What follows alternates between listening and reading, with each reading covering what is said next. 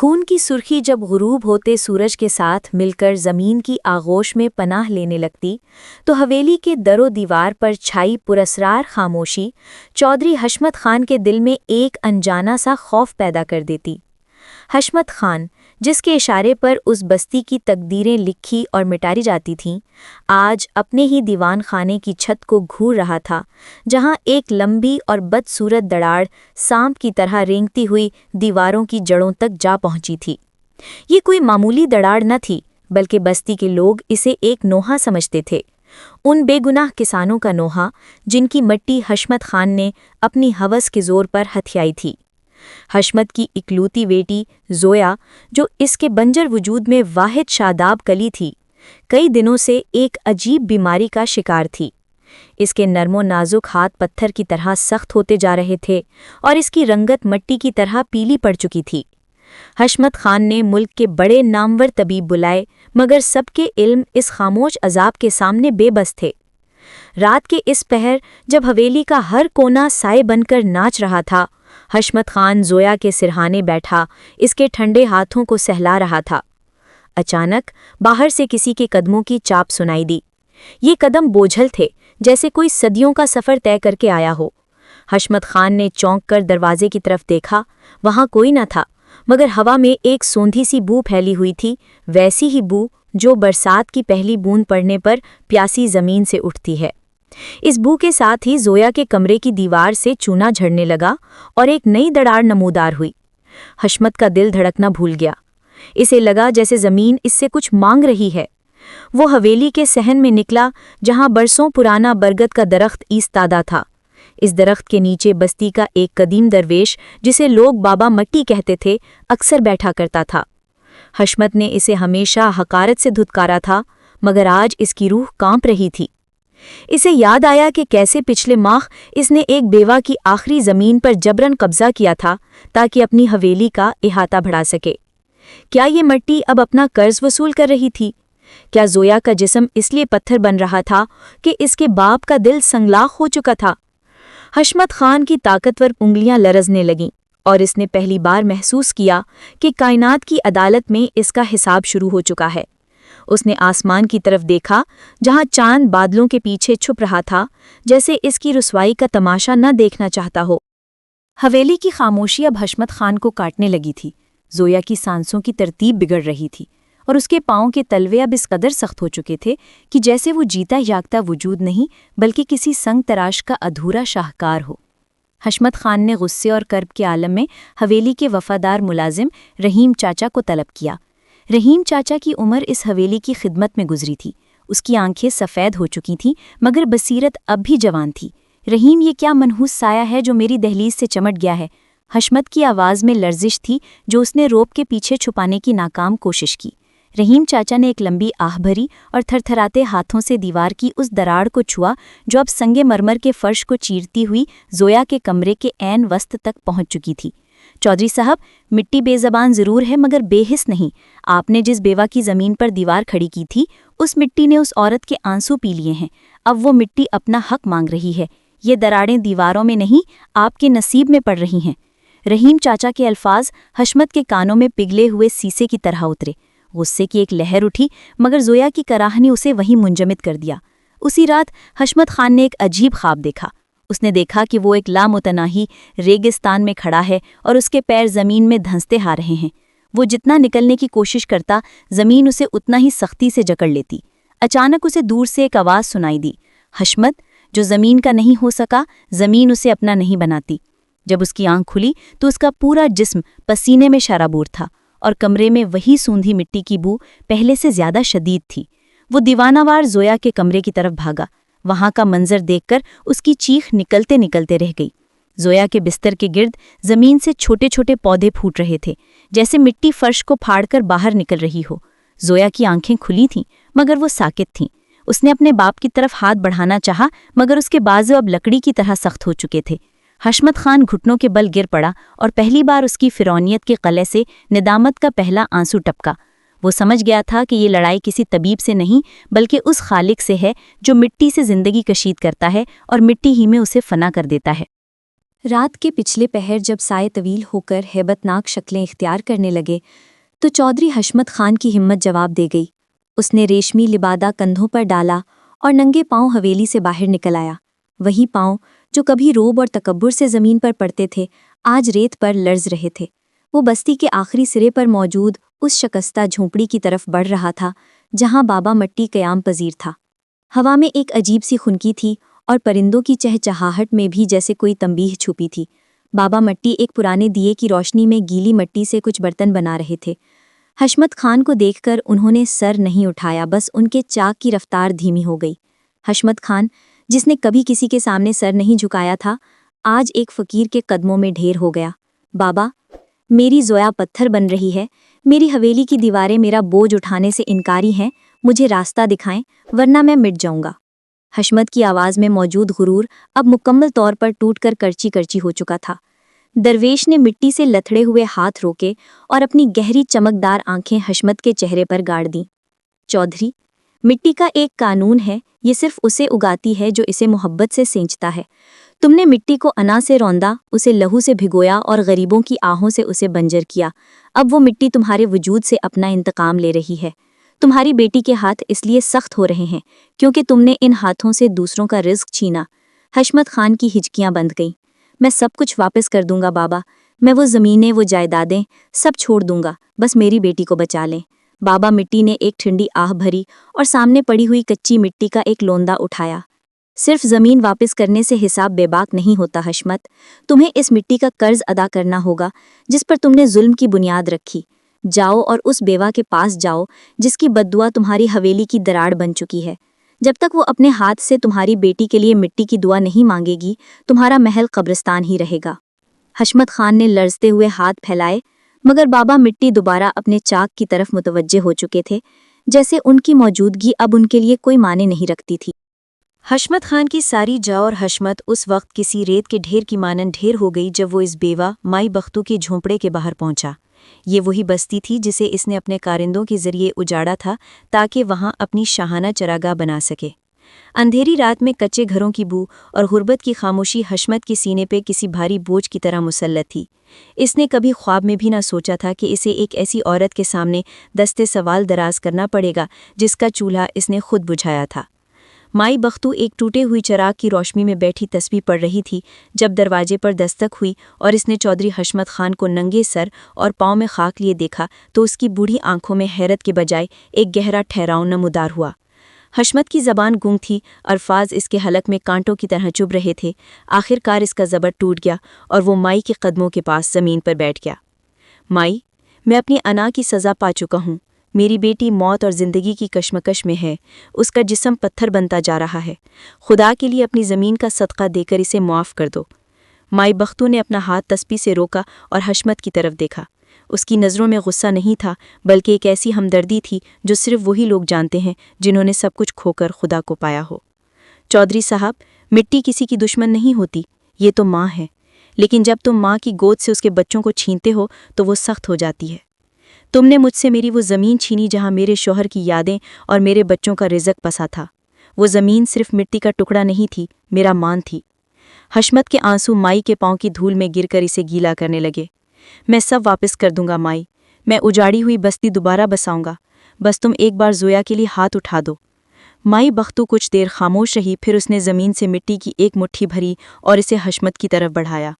یہ لو مٹی، اسے لے جا کر اپنی حویلی کے اس گوشے میں ڈال دو جہاں سے دڑاگیں شروع ہوئی ہیں، لیکن یاد رکھنا حشمت خان، اگر تمہاری نیت میں رائی برابر بھی کھوٹ ہوا تو یہ مٹی شفا نہیں فنا بن جائے گی۔ حشمت نے وہ مٹی کسی بیش قیمت خزانے کی طرح اپنے آنچل میں سمیٹی۔ اس کے دل میں پہلی بار یہ احساس جاگا کہ اقتدار بندوق کی گولی میں نہیں بلکہ کسی مظلوم کی دعاؤں میں چھپا ہوتا ہے۔ وہ تیزی سے حویلی کی طرف بھاگا۔ حشمت خان جب حویلی پہنچا تو فضا میں پھیلی ہوئی بھاری بھرکم خاموشی نے اس کا استقبال کیا۔ ملازمین خوف کے مارے کچے صحن میں دب کے بیٹھے تھے اور حویلی کے در و دیوار سے گرتا ہوا چونا ایسا لگ رہا تھا جیسے عمارت سفید لباس میں اپنا سوگ منا رہی ہو۔ حشمت کی سانسیں اکھڑ رہی تھیں، مگر اس کے ہاتھ مائی بختو کی دی ہوئی مٹی کو کسی مقدس تبرک کی طرح سینے سے لگائے ہوئے تھے۔ وہ سیدھا زویا کے کمرے کی طرف بھاگا، جہاں منظر دیکھ کر اس کا کلیجہ منہ کو آ گیا۔ زویا کا بستر اب کسی انسانی بستر کے بجائے ایک پتھریلی چٹان معلوم ہوتا تھا۔ زویا کی گردن تک کا حصہ سخت ہو چکا تھا اور اس کی آنکھیں چھت میں پڑی اس بڑی دراڑ پر جمی تھیں جو اب کسی دیو ہوئکل اژدہے کی طرح پوری چھت کو نگلنے کے لیے تیار کھڑی تھی۔ رحیم چاچا نے لرزتی آواز میں کہا، چودھری صاحب دیر ہو گئی، بیٹی کے ہاتھ اب ہلتے نہیں اور اس کے دل کی دھڑکن بھی مٹی کی چاپ جیسی ہو گئی ہے۔ حشمت نے چیخ مار کر سب کو کمرے سے باہر نکل جانے کا اشارہ کیا اور زویا کے قدموں میں بیٹھ گیا۔ اس نے لرزتے ہاتھوں سے وہ مٹی نکالی اور اسے کمرے کے اس گوشے میں ڈالنا شروع کیا جہاں سے وہ ہولناک دراڑ شروع ہوئی تھی۔ اے مالک کل، میں نے تیری زمین پر تیرا ہی بن کر ظلم کیا۔ میں اس مٹی کا مجرم ہوں، اس بیٹی کا نہیں۔ میرا تکبر لے لے، میری جان لے لے، مگر اس معصوم کو اس پتھر کے قید خانے سے رہائی دے دے۔ حشمت کے آنسو اس مٹی پر گرے جو اس نے زمین پر بکھیری تھی۔ ایک عجیب معجزہ ہوا، جیسے ہی آنسو خاک میں ملے، مٹی سے وہی سوندھی خوشبو اٹھی جس نے پورے کمرے کو اپنی لپیٹ میں لے لیا۔ دفعتاً حویلی کے در و دیوار تھر تھرائے، چھت سے مٹی کا چھڑکاؤ ہوا اور وہ خوفناک دراڑیں جو دیواروں کا سینہ چا کر رہی تھیں خود بخود بھرنا شروع ہو گئیں۔ حشمت نے دیکھا کہ زویا کی انگلیاں جو لکڑی کی طرح بے جان ہو چکی تھیں آہستہ سے مڑیں۔ اس کے جسم کی وہ پتھریلی سختی پگھل کر پسینے کی صورت میں بہنے لگی۔ زویا نے ایک گہری سانس لی اور اس کی آنکھوں میں زندگی کی رمق واپس لوٹ آئی۔ حشمت خان نے تڑپ کر اپنی بیٹی کا سر اپنی گود میں رکھ لیا، مگر اسے احساس ہوا کہ یہ تو صرف پہلا مرحلہ تھا۔ مٹی نے اسے مہلت دی تھی، معافی ابھی مکمل نہیں ہوئی تھی۔ اسے وہ تمام زخم بھرنے تھے جو اس نے برسوں میں اس بستی کو دیے تھے۔ زویا کی زندگی کی واپسی حشمت خان کے لیے ایک نئی زندگی کا پیغام تھی، لیکن اس معجزے نے جہاں بستی کے غریبوں میں امید کی لہر دوڑائی، وہاں حشمت کے اپنے ہی بھائیوں اور چچا زادوں کے دلوں میں حسد کی آگ بھڑکا دی۔ ان کے لیے حشمت کا بدلا ہوا رویہ اور زمینوں کی واپسی کا فیصلہ محض ایک جذباتی دیوانگی تھی جو ان کی موروثی جاہ و حشمت کے لیے خطرہ بن رہی تھی۔ حشمت کا چھوٹا بھائی اسلم خان، جو ہمیشہ سے اقتدار کا بھوکا تھا، اب کھل کر سامنے آ گیا۔ بھائی جان، آپ ایک لڑکی کی خاطر باپ دادا کی کمائی ہوئی ریاست کو مٹی میں ملا رہے ہیں، اسلم نے دیوان خانے میں گرج کر کہا، جہاں حشمت خان ان زمینوں کے کاغذات پر دستخط کر رہا تھا جو اسے بیوہ بختو اور دیگر کسانوں کو لوٹانی تھی۔ حشمت نے قلم روکا اور پرسکون نظروں سے اپنے بھائی کی طرف دیکھا۔ اس کی آنکھوں میں اب وہ پرانی وحشت نہیں تھی، بلکہ ایک عمیق ٹھہراؤ تھا۔ اسلم، یہ زمینیں ہمارے باپ دادا کی نہیں تھی، یہ ان کا قرض تھا جو ہمیں دفن کر رہا تھا۔ میری بیٹی کے پتھر ہوتے جسم نے مجھے سکھا دیا ہے کہ مٹی سے لڑا نہیں جاتا، مٹی کا ہو کر رہا جاتا ہے۔ حشمت نے اسی وقت اعلان کر دیا کہ وہ بستی کی اجاڑی ہوئی زمینوں پر نہ صرف کسانوں کو ان کا حق واپس دے گا، بلکہ ان کے لیے پکے مکانات اور ایک بڑی مسجد و مدرسہ بھی تعمیر کروائے گا۔ اس نے اپنی تجوریوں کے منہ کھول دیے، مگر یہ دیکھ کر وہ حیران رہ گیا کہ جس حویلی کی دراڑیں بھر چکی تھیں، اب اس کے باہر پہرے داروں کی جگہ مسلح مخالفین کھڑے تھے۔ اسلم نے بستی کے کینہ پرور لوگوں کو ساتھ ملا کر حشمت کے خلاف محض کھڑا کر دیا تھا۔ زویا، جو اب اپنے قدموں پر چلنے کے قابل ہو چکی تھی، کھڑکی سے یہ سب دیکھ رہی تھی۔ اسے ڈر تھا کہ کہیں اس کا باپ پھر سے غصے اور انتقام کی طرف نہ لوٹ جائے، مگر حشمت نے اپنی تلوار دیوار پر لٹکا دی تھی۔ زویا بیٹی، ڈرو مت، جو مٹی مردہ وجود میں جان ڈال سکتی ہے، وہ میری حفاظت بھی کر سکتی ہے۔ اس رات حشمت خان نے فیصلہ کیا کہ وہ طاقت سے نہیں بلکہ محبت اور محنت سے اس بستی کا دل جیتے گا۔ اس نے اپنے شاہانہ کپڑے اتار کر ایک عام کسان کا کرتا پہنا اور خود مٹی کے ڈھیر پر جا بیٹھا جہاں نئی بستی کی بنیاد رکھی جانی تھی۔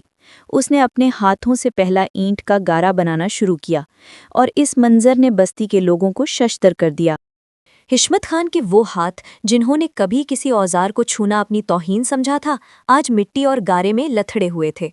بستی کے لوگ اپنی چھتوں اور گلیوں کے کونوں سے چھپ چھپ کر دیکھ رہے تھے کہ کل کا جابر زمیندار کس طرح ننگے پاؤں تپتی دھوپ میں اینٹیں ڈھو رہا تھا۔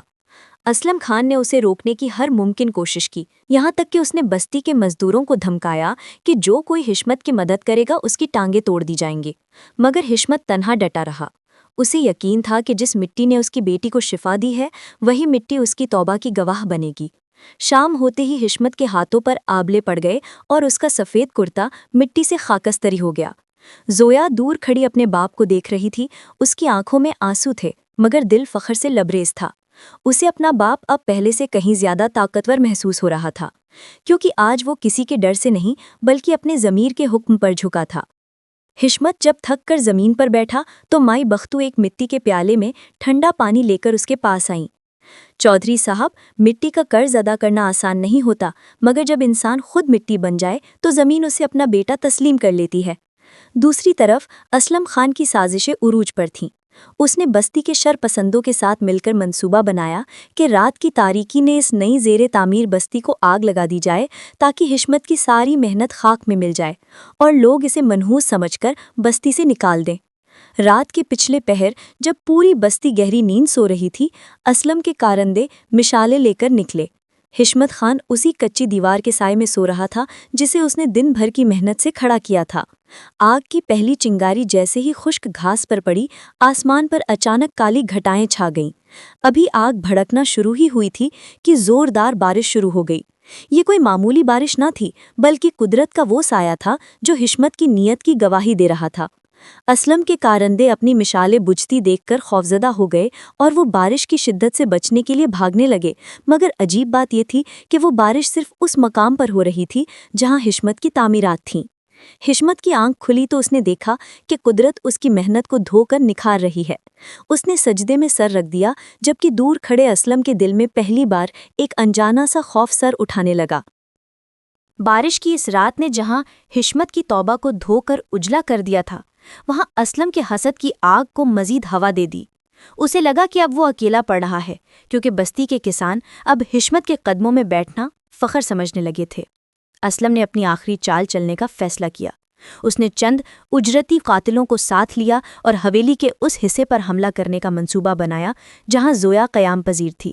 اس کا خیال تھا کہ اگر حشمت کی جڑ یعنی اس کی بیٹی پر وار کیا جائے تو وہ دوبارہ اسی پرانے شکاری کے روپ میں آ جائے گا اور اس کی توبہ ٹوٹ جائے گی۔ اندھیری رات میں جب حشمت بستی کی تعمیراتی جگہ پر موجود تھا، اسلم خاموشی سے حویلی کے عقبی راستے سے اندر داخل ہوا۔ زویا اپنے کمرے میں قرآن پاک کی تلاوت کر رہی تھی کہ اچانک دروازہ ایک دھماکے سے کھلا۔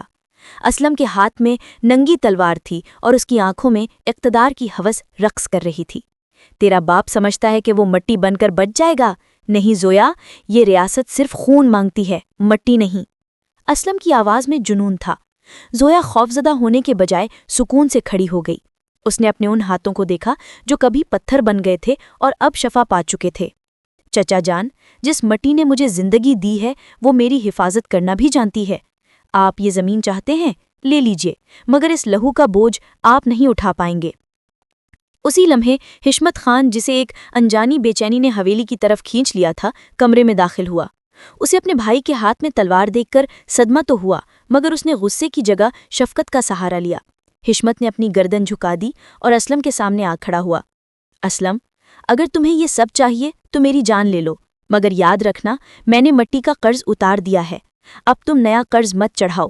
یہ تلوار نیام میں ڈال دو، اس سے پہلے کہ زمین تمہیں خود میں سمونے سے انکار کر دے۔ حشمت کا یہ خاموش رعب اور زویا کی بے خوفی دیکھ کر اسلم کے ہاتھ کانپنے لگے۔ اسے محسوس ہوا کہ کمرے کے در و دیوار ایک بار پھر لرز رہے ہیں۔ وہی سوندھی خوشبو جو شفا کی علامت تھی، اب اسلم کے لیے دم گھٹنے والی گھٹن بن گئی تھی۔ وہ پیچھے ہٹا، اس کے ہاتھ سے تلوار گر گئی اور وہ ہذیانی کیفیت میں چیختا ہوا حویلی سے باہر بھاگ نکلا۔ اسے لگا جیسے مٹی کے لاکھوں ہاتھ اسے پکڑنے کے لیے زمین سے باہر نکل رہے ہیں۔ اسلم خان کا فرار محض ایک شخص کا جانا نہ تھا، بلکہ حشمت خان کی زندگی سے شر اور تکبر کے آخری سائے کا خاتمہ تھا۔ بستی میں اب خوف کی جگہ خوشحالی کے گیت گونجنے لگے تھے۔ وہ زمین جو کبھی ظلم کی گواہ تھی، اب سبزے اور اناج سے لہلہا رہی تھی۔ حشمت خان نے اپنی حویلی کے دروازے سب کے لیے کھول دیے تھے۔ اب وہاں پہرے دار نہیں بلکہ دسترخوان بچھے ہوتے تھے، جہاں امیر اور غریب ایک ہی صف میں بیٹھ کر رزق حلال تقسیم کرتے۔ نئی بستی کی تعمیر مکمل ہو چکی تھی۔